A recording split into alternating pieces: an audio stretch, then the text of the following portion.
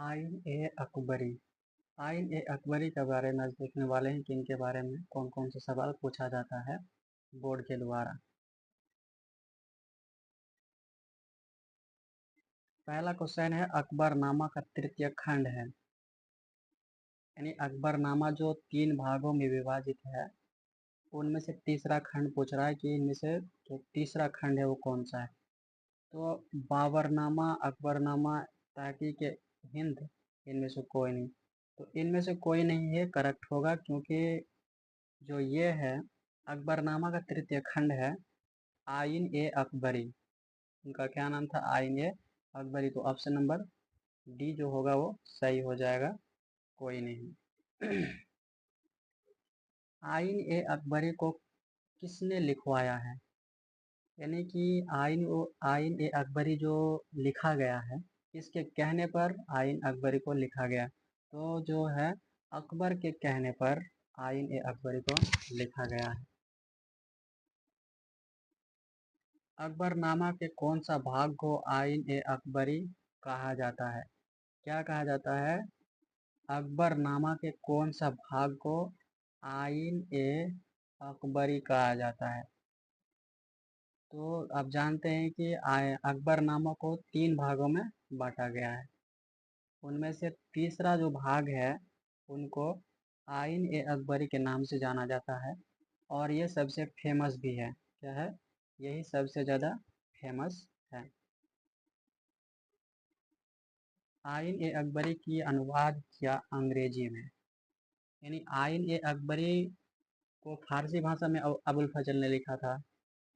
तो उनका अंग्रेजी में जो ये अनुवाद किया था, ट्रांसलेट किया था, वो किसने किया था? तो ऑप्शन नंबर बी इसका सही होगा, एच जारेट ने किया था।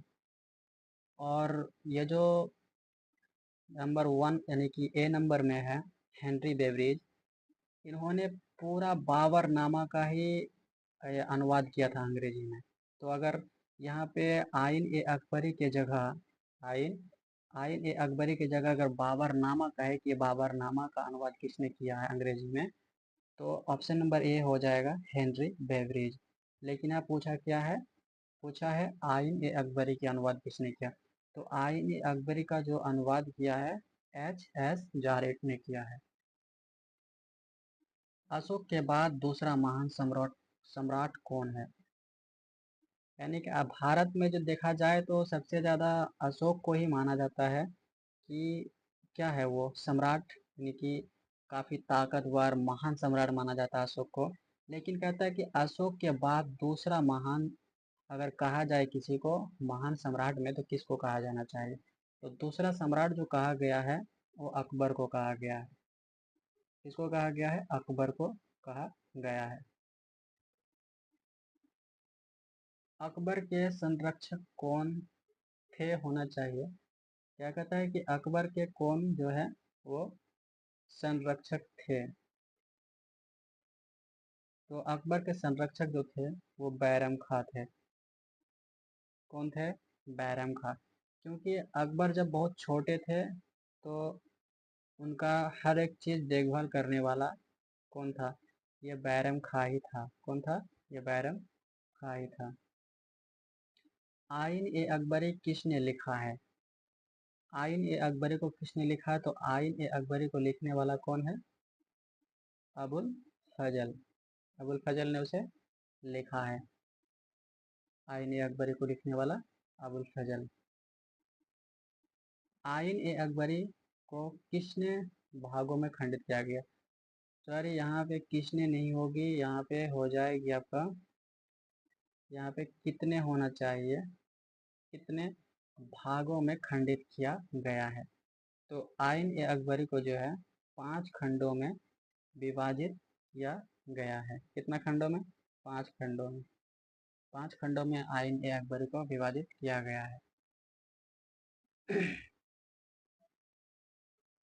अगर चैनल में न्यू है तो लाइक एवं सब्सक्राइबर ज़रूर करें डेली इस तरह का ऑब्जेक्टिव वीडियो के लिए।